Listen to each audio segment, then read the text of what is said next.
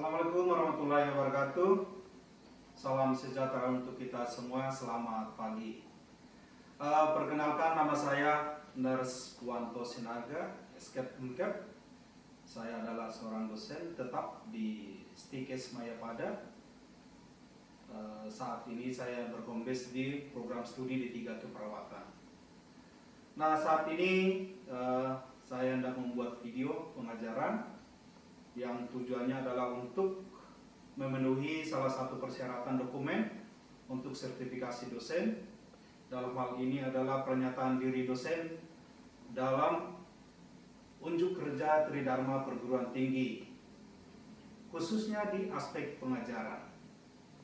Nah, pada kesempatan ini, sesuai dengan mata kuliah yang saya ampu di Stikes Mayapada, saya akan melakukan pengajaran terkait dengan mata kuliah metodologi keperawatan yang saya ajarkan ke program Diploma 3 Keperawatan. Nah, mata kuliah metodologi keperawatan ini memiliki bobot 2 SKS dan pengajarannya untuk semester 2. Dalam hal mata kuliah ini saya memiliki tim, yaitu saya bersama dengan Nurse Dewi yang merupakan seorang praktisi. Mata kuliah ini adalah menguraikan tentang konsep proses keperawatan yang mencakup pengkajian, perumusan diagnosa keperawatan, intervensi keperawatan, implementasi keperawatan, evaluasi keperawatan, yang mana menerapkan pola berpikir kritis. Nah, capaian mata kuliah ini CPL-nya adalah sesuai dengan apa yang sudah dirumuskan dalam kurikulum Diploma 3 Keperawatan di Stikes Mayapada, yang merupakan turunan dari kurikulum IPK. Dalam mata kuliah ini CPL-nya adalah mampu memahami ilmu keperawatan untuk melakukan asuhan keperawatan secara mandiri, profesional, dengan menggunakan pendekatan proses keperawatan. Yang kedua adalah mampu melakukan komunikasi terapeutik dan menguasai keterampilan dasar keperawatan untuk melakukan asuhan keperawatan kepada pasien dalam bentuk mandiri maupun kerja tim. Yang ketiga adalah mampu memberikan asuhan keperawatan pada individu, keluarga, komunitas, maupun masyarakat secara luas dengan mengutamakan keselamatan dan mutu pelayanan berdasarkan perkembangan ilmu pengetahuan dan teknologi, khususnya dalam bidang keperawatan, untuk meningkatkan kualitas asuhan keperawatan dengan tetap memperhatikan prinsip caring dan kode etik profesi. Mata kuliah ini nantinya akan memiliki capaian, yaitu yang pertama, konsep berpikir kritis dan pengambilan keputusan dalam keperawatan, ataupun critical thinking and clinical judgment in nursing. Selanjutnya adalah konsep proses keperawatan, lalu pengkajian keperawatan, diagnosa keperawatan, perencanaan keperawatan, standar luaran keperawatan, implementasi keperawatan, evaluasi keperawatan, dan kemudian mampu mendemonstrasikan praktik penerapan proses keperawatan sebagai metode ilmiah dalam asuhan keperawatan dengan penerapan 3S. Tentu dalam pengajaran ini ada beberapa metode penilaian yang sudah ditentukan di awal, yaitu penilaian 4 aspek. Yang pertama, penilaian terkait dengan afektif, sikap yang termasuk di dalamnya disiplin, yang terdiri atas 10%. Kemudian penilaian tugas 20%, penilaian ujian akhir semester, penilaian tengah semester 30%, dan penilaian ujian akhir semester sebanyak 40%, sehingga total penilaian adalah 100%. Nah, mata kuliah ini menggunakan referensi-referensi yang terbaru, khususnya dalam bidang keperawatan, dan juga tentunya menggunakan standar referensi yang ada di Indonesia dalam asuhan keperawatan, yang terdiri atas standar diagnosa keperawatan Indonesia, standar luaran keperawatan Indonesia, dan standar intervensi keperawatan Indonesia. Dan juga modul bahan ajar dan buku referensi dosen yang mana identik dengan mata kuliah ini. Dalam pengajaran ini tentunya ada beberapa metode yang dilakukan, yaitu ada bentuknya kuliah, kemudian diskusi, kemudian penugasan mandiri ataupun kelompok.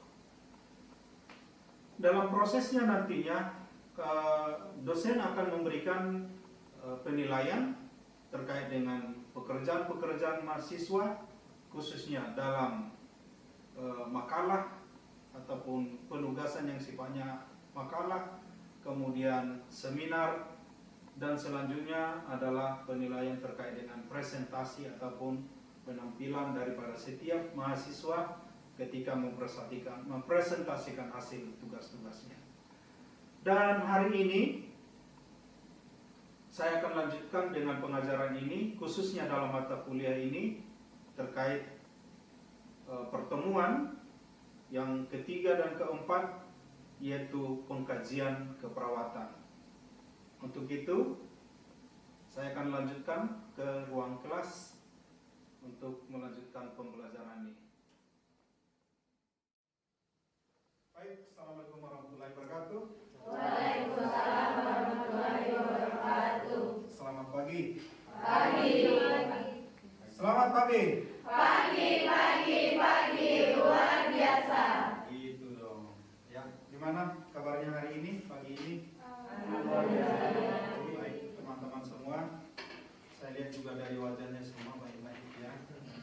Meskipun mungkin agak macet mungkin yang tadi dari perjalanan, tapi saya yakin hari ini dengan optimis datang ke kampus ini karena bersemangat, karena ketemu kembali sama-sama, khususnya dalam belajar mengajar ini ya.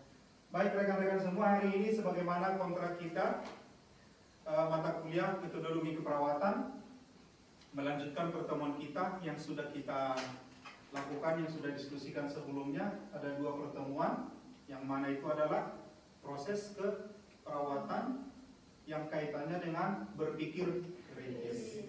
2 pertemuan ini yang mana di dalam proses keperawatan harus menggunakan berpikir kritis. Karena apa? Karena tujuannya adalah kita untuk memberikan asuhan keperawatan yang melayani manusia yang sedang sakit. Sakit dari segala aspek, biologis, psikologis, sosial, dan spiritual. Sehingga hari ini kita menindaklanjutinya terkait dengan 5 proses keperawatan. Kita lihat satu persatu secara mendalam dan bagaimana kita caranya untuk melakukan pengkajian ini nantinya secara komprehensif supaya apa yang menjadi keluhan pasien itu bisa kita memberikan timbal balik asuhan keperawatan yang baik juga ya. Nah, seperti yang kita pahami sebelumnya bahwa pengkajian ini adalah tahapan awal daripada proses keperawatan. Di dalam pengkajian ini butuh peran perawat yang sangat penting. Karena apa? Karena dengan pengkajian yang bagus akan memberikan hasil yang bagus. Salah mendiagnosis, maka salah juga intervensi. Maka kemungkinan masalah pasien tidak akan teratasi. Maka sesuatu ataupun tahapan yang tidak boleh kita sepelekan, yang harus kita memberikan perhatian yang besar. Dan di dalam pengkajian ini nantinya tentunya kita akan menggunakan berbagai ilmu. Oleh karena itulah teman-teman, mata kuliah ini ada di semester 2. Kenapa di semester 2? Karena cocoknya adalah di semester 1 kita belajar tentang anatomi, ya kan? Lalu belajar tentang fisiologi, tentang patologi, ya, anatomi, fisiologi, patologi. Ya, karena apa? Karena 3 item ini, 3 mata kuliah ini nanti menjadi dasar bagi kita untuk menjustifikasi terkait dengan masalah pada pasien. Ya. Baik, pengkajian tentunya kita sedang melakukan pengumpulan data. Ya, dalam pengumpulan data ini tentunya kapan dilakukan? Ada 3 tahapan. Kita kumpulkan ketika dia baru masuk. Lalu ketika dia sedang perawatan, ataupun ketika kita membutuhkan pengkajian data sewaktu-waktu. Ini 3 momen yang kita harus melakukan, namanya initial assessment. Dan kemudian ongoing assessment dan reassessment. Itu adalah 3 tahapan yang tadi yang saya sampaikan. Jadi pengkajian tidak hanya ketika pasien datang di UGD atau di poli, enggak. Jadi itu akan berkelanjutan tiap hari, setiap harinya. Berdasarkan kalau kita di rumah sakit shift. Ada shift pagi, shift siang, shift malam. Semua shift ini harus melakukan pengkajian. Dan juga ke waktu ada permintaan atau mungkin dokter ataupun tenaga kesehatan yang lain sebagai mitra kita yang meminta pengkajian lebih lengkap dengan keluhan pasien. Selanjutnya nanti dalam pengkajian ini tentunya kita harus menggunakan berpikir kritis. Dalam hal apa? Dalam hal data yang terkumpul harus lengkap agar dapat membantu mengatasi masalah pasien secara adekuat. Ya. Dalam mengumpulkan data ini kita harus memiliki yang saya sudah sampaikan tadi, punya kognitif, pengetahuan, ya kan? Pengetahuan terkait apa tadi? Anatomi tubuh manusia, fisiologisnya, dan patologi. Ya, tidak sekedar hanya tahu dari ujung rambut sampai ujung kuku, tapi harus tahu juga bagaimana semua organ ini bisa berkembang. Ya, pada semua manusia. Harus bisa membedakan fisiologis, artinya fungsi dari tubuh yang normal, ya kan? Namanya juga fisiologis, ya kan? Patologis adalah kondisi tubuh yang sedang bermasalah. Jadi bagaimana cara tahunya yang salah dengan yang benar? Ya, saya tahu sesuatu itu salah apabila saya tahu yang benar. Ya, saya tahu sesuatu itu yang benar karena apa? Karena saya sudah mendalaminya melalui pengetahuan sebelumnya. Dan nyata, jangan mengada-ada, ya, jangan dibiasakan mengada-ada. Contohnya cuman pegang kulitnya demam, suhunya sekian, jangan. Ya, kita sebagai mahasiswa harus berdasarkan ilmu teori yang akurat, tidak boleh berkhayal, atau jangan perawat yang kayak seperti orang paranormal, ya kan? Yang mengada-ada, ya, hanya melihat wajahnya, ini lagi stres. Tunggu dulu, lakukan dulu pengkajian, ya.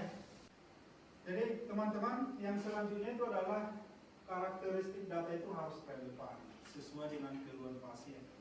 Mayapada itu punya misi melayani pasien sesuai dengan kebutuhan pasien. Itu semangat Mayapada, ya. Untuk Mayapada Group, pelayanannya mengutamakan apa yang dibutuhkan pasien, dan itu sesuai dengan karakteristik data yang satunya itu adalah relevan. Ya. Makanya dalam pengkajian itu harus betul-betul mengidentifikasi secara akurat supaya tindakan yang kita berikan itu sesuai dengan kebutuhan pasien.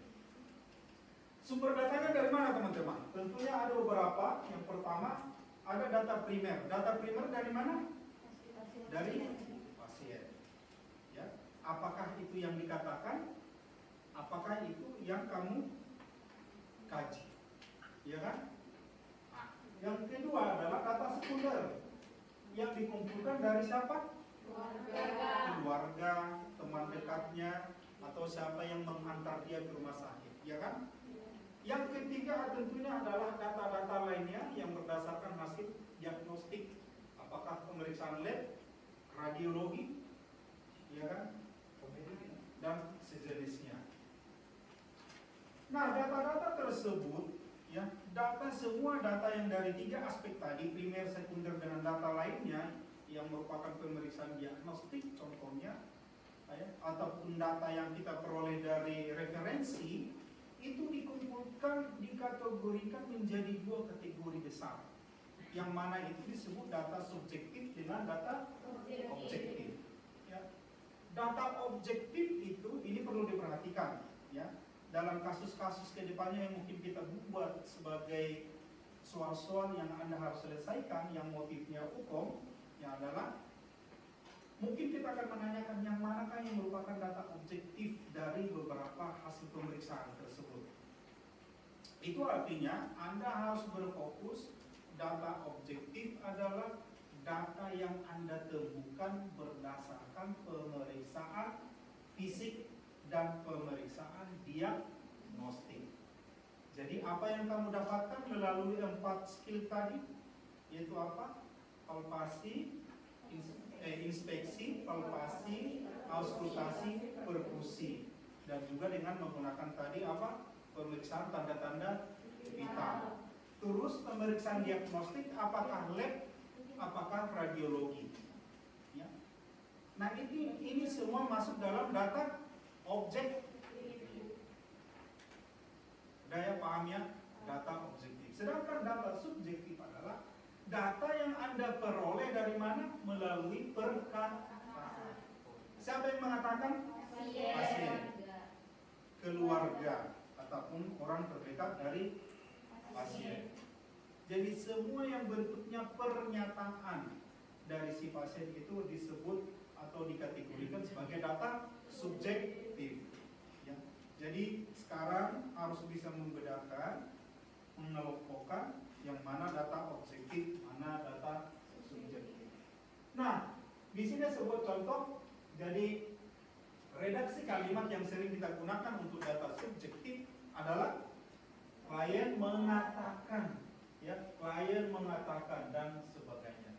Jadi dalam pengelompokan data itu teman-teman, supaya lebih spesifik, lebih mudah Anda memahami, awali dengan klien mengatakan. Ya. Jadi klien mengatakan ataupun klien merasakan itu juga masuk. Merasakan itu sifatnya adalah subjektif. Misalnya saya rasa lemas, saya rasa lemas. Yang mengatakan itu adalah si pasien. Jadi itu juga termasuk data subjektif. Sedangkan data objektif adalah hasil pemeriksaan kita. Dalam hal ini contohnya tekanan darah, nadi, respirasi, suhu, kemudian apa yang kita lihat, apa yang kita raba, apa yang kita dengarkan melalui stetoskop, ataupun apa yang kita perkusi. Dalam pemeriksaan fisik, apakah persistem, organ mana yang sakit, ataupun head to toe. Selanjutnya tentu teknik pengumpulan data ini, ya sebagaimana tadi di awal dalam pengelompokan data itu kita sudah menyinggung, mendapatkan data ini tentunya harus melalui sebuah wawancara, ya kan? Harus wawancara. Oleh karena itulah dalam pembelajaran kita semester ini juga belajar tentang namanya komunikasi terapeutik. Supaya apa? Supaya dalam hal wawancara itu komunikasi kita baik, ya, terstruktur, sistematis. Ya, itu fungsi untuk apa? Supaya kita dapat melakukan interview ataupun wawancara dengan pasien. Salah bicara, maka kemungkinan bisa bermasalah antara interaksi kita bersama pasien. Jangankan itu, di dalam wawancara ini juga penampilan kita. Kapan penampilan kita nggak bagus, yang rambut kita acak-acakan, yang bau badan, yang tidak ada atau muka kita pucat, lalu bertemu dengan orang yang sudah sakit, apa yang terjadi? Makin sakit. Ya makin sakit, gitu kan? Makin sakit.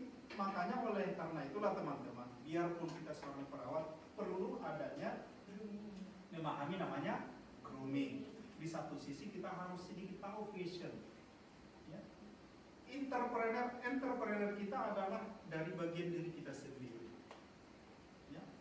Makanya rekan-rekan semua, khususnya perawat, makanya perawat itu identik dengan cantik-cantik, penampilan yang bersih, rapi, ya kan? Ya, tidak norak, simple tapi humble, yang bahasanya santun, yang terstruktur, membuat nyaman, ya kan? Nah, yang menjadi pertanyaan teman-teman ke depannya adalah, apakah Anda bisa seperti itu? Bisa? Bisa. Harus bisa. Lalu melalui sebuah observasi tentunya dengan mengamati, ya, mengamati sepanjang pasien itu berinteraksi dengan kita. Ya, itu sangat penting. Kemudian pemeriksaan fisik. Next, semua data yang sudah kita dapatkan tadi itu, semua data itu tentunya nanti kita kelompokkan, kita analisis, ya, kita klasifikasi, termasuk tadi pengelompokan data subjektif, data objektif. Objektif itu adalah bagian daripada analisis. Kita validasi. Yang pertama analisisnya adalah semua data yang bermasalah kita kelompokkan. Ya. Yang mana data subjektif, mana data objektif. Itu bagian daripada analisis data. Selanjutnya apa? Selanjutnya data-data tersebut, mana data yang bersesuaian subjektif dengan objektif, lalu kita kelompokkan yang mengarah nantinya menjadi satu masalah. Yang selanjutnya kita merumuskan diagnosa keperawatan. Nah, ini bagian daripada analisis. Dan juga tentunya mencocokkan, dalam analisis ini juga mencocokkan apakah yang kita amati sesuai dengan apa yang kita dapatkan datanya melalui pemeriksaan fisik ataupun pemeriksaan diagnostik. Contoh, yang kita pasien mengatakan dia demam, iya kan? Demam, kita ukur suhunya ternyata enggak 38, ya, atau tidak di atas 37,5, ya kan? Lalu kita lakukan pemeriksaan diagnostik, misalnya pemeriksaan lab, pemeriksaan namanya darah rutin, leukositnya aman-aman aja, 10 sampai 14 meter kubik, ya kan? Nah, ini artinya apa? Bahwa dalam analisis data ini kita mencocokkan semua data, apa yang dikatakan pasien, apa yang dikatakan keluarganya, apa yang sudah diperiksa melalui pemeriksaan lab maupun radiologi. Oleh karena itulah teman-teman, di dalam pemeriksaan pasien, ketika pasien baru masuk itu banyak instruksi ataupun banyak instruksi dari dokter untuk memvalidasi data yang ada dari hasil pemeriksaan fisik. Nah, tentu sesudah itu nanti kita mendapatkan data subjektif, data objektif yang kita sudah kelompokkan berdasarkan yang kita analisa menjadi sebuah masalah yang nantinya kita rumuskan diagnosa keperawatannya. Ya. Tentu nanti kita sudah dibantu dengan standar diagnosa keperawatan di Indonesia atau SDKI, bagaimana kita dalam hal menegakkan sebuah diagnosa keperawatan. Nah, nantinya dalam perumusan ini tentu kita harus memperhatikan namanya apa yang menjadi kebutuhan pokok. Ya. Apa yang menjadi kebutuhan pokok pasien? Apa yang paling urgent? Dalam metabolisme ini hukumnya pasti ada namanya sisa metabolisme. Itulah yang kita keluarkan melalui apa? Urin, melalui feses fekal ataupun melalui keringat. Ya, air mata juga termasuk. Nah, apa yang sudah kita dapatkan dalam pengkajian ini tentunya kita harus menuliskannya karena tidak boleh hanya sekedar ada di mulut, ada di otak, ya kan? Semua apa yang sudah kita temukan itu harus kita dokumentasikan. Memang itulah tujuan mata kuliah ini, mendokumentasikan apa yang terjadi pada pasien sejak kita temukan pertama sampai dia pulang. Dokumentasi ini adalah sebagai barang bukti. Dokumentasi ini adalah sebuah data, ya, data yang nantinya membuat kita melakukan asuhan secara berkelanjutan. Nah, tentu di sini harus terorganisir dokumentasinya, yang selalu kita awali dengan adanya apa? Setiap rumah sakit memiliki cara-caranya yang berbeda, ya. Tapi dalam kita di pendidikan ini kita memiliki kekhususan, kita memiliki namanya template pengkajian. Ya, ada sistematis. Proses keperawatan adalah sebuah strategi dokumentasi yang sistematis. Langkah yang sistematis dalam melaksanakan asuhan keperawatan. Pengkajian, diagnosa, intervensi, implementasi, evaluasi. Kembali lagi ke pengkajian. Begitu terus, tidak ada yang lompat-lompat. Jadi teman-teman salah kalau belum ada pengkajian, belum ada data, belum ada analisa data, tapi diagnosa sudah. Nah ini sesuatu kalau begini. Artinya datanya apa? Ya data siluman. Baru melihat sekilas pasien langsung ada datanya. Nah ini kan, jadi belajar jadi paranormal. Ya. Nah ini. Jadi kayak yang booming sekarang ini cek kodam.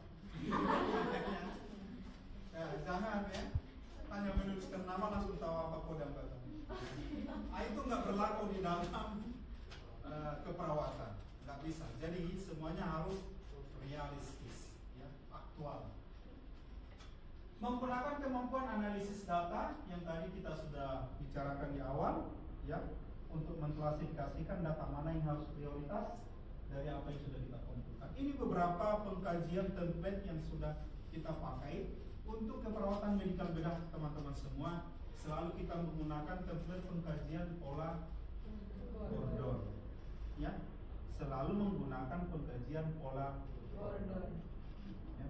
Karena dengan pola Gordon ini semuanya sudah mengarahkan kita untuk memeriksa segala kebutuhan manusia dan juga secara sistematis, dan membuat kita untuk lebih sebagai seorang mahasiswa untuk lebih banyak membuat analisis yang menggambarkan, mendeskripsikan semua apa yang didapatkan pada pasien. Jadi selalu gunakan pengkajian pola Gordon. Selanjutnya untuk gawat darurat bisa menggunakan ini, konsep ini. Untuk gawat darurat tentunya dia selalu ada dengan pola A, B, C, D, E, F, G dan sebagainya, ya. Airway, breathing, sirkulasi dan sebagainya, ya. Nah konsep itu yang digunakan di bagian gawat darurat. Selanjutnya teman-teman, saya katakan tadi apa? Bahwa kemampuan Anda dalam mengumpulkan data ini harus apa? Mampu melakukan pemeriksaan fisik, memiliki kemampuan paham. Dengan tindakan pemeriksaan fisik ini artinya Anda menguasai anatomi seseorang itu dari ujung rambut sampai ujung kaki. Dalam pemeriksaan itu Anda memahami yang mana normal dan mana tidak normal. Itu kita pahami seluruhnya di dalam pemeriksaan fisik ini. Ya, dokumen ini tentunya Anda bisa dapatkan nantinya di bagian ini, ya. Jumlah pemeriksaan fisik yaitu template pengkajian dan juga buku referensi yang ada di sini. Baik, mungkin ada pertanyaan? Ada pertanyaan terkait pelajaran hari ini atau kuliah hari ini? Sudah bisa memahami secara spesifik pengkajian?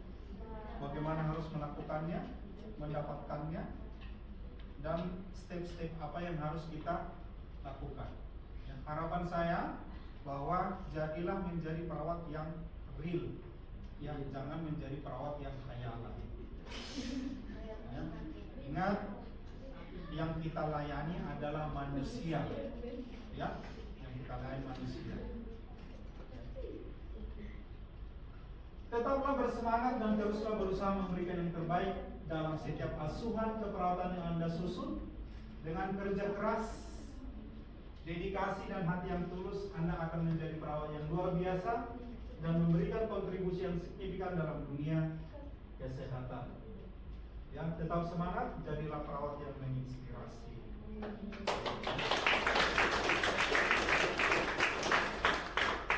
Bila tidak ada pertanyaan, saya kira cukup sekian. Pertemuan kita selanjutnya tentu ke tahap kedua, yang mana itu adalah perumusan diagnosa keperawatan.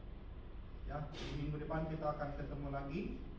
Ya, untuk itu mudah-mudahan di dalam Google Drive yang saya cantumkan ada contoh case yang bisa Anda lakukan pengklasifikasian data subjektif objektif untuk bisa atau artinya sejauh mana Anda bisa memahami materi kita hari ini. Saya kira demikian. Terima kasih atas perhatiannya. Sekian dan terima kasih. Selamat pagi. Pagi luar biasa.